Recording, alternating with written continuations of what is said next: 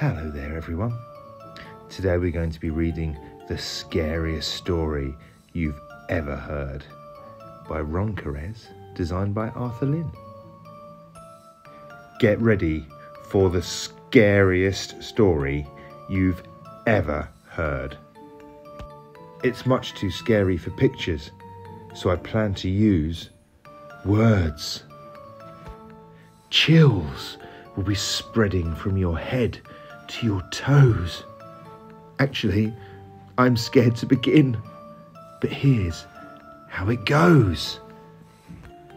One dreary day in a house just like yours. Thunder was booming and the rain did it pour. It was minutes till midnight when the power went out. The boys, they woke up with a scream and a shout. Lying in bed and certainly scared for what happened next, they were not prepared. First, there was a creak. Then, there was a crack. What could it be? And would it attack? Their tiny hearts began to rapidly pump, but it only became worse when they heard thump, thump, thump. They cowered in fear and hid under their covers. The monster approaching could easily eat brothers. Grrr was the next sound that he made. But the boys were confused as it started to fade. Even though the intruder went further away, this would not be the end of his haunting that day.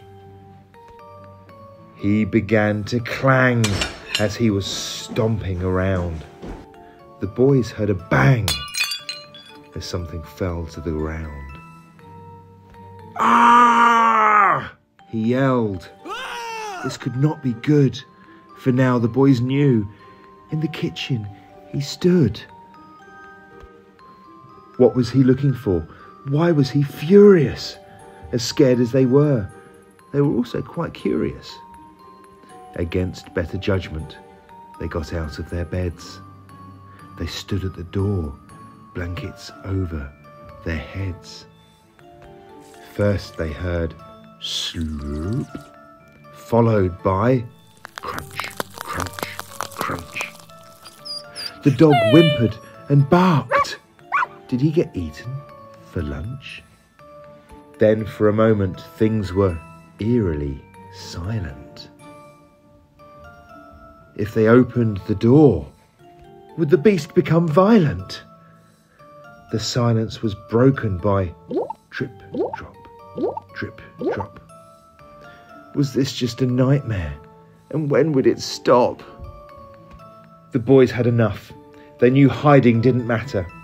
As they left their dark room, there was a shriek and a splatter. They crept down the hall, preparing for doom. But they were shocked and surprised as they entered the room. There he was, a spoon in his hand. This was not a horrible monster, but a familiar man. "Dad," they cried, "what on earth are you doing?" Dad couldn't respond as he was fervently chewing. Their fear turned to laughter with the words that would follow. Dad took a drink and proceeded to swallow. "I'm sorry I scared you. Things are not what they seem. It was all for a bowl of delicious ice cream."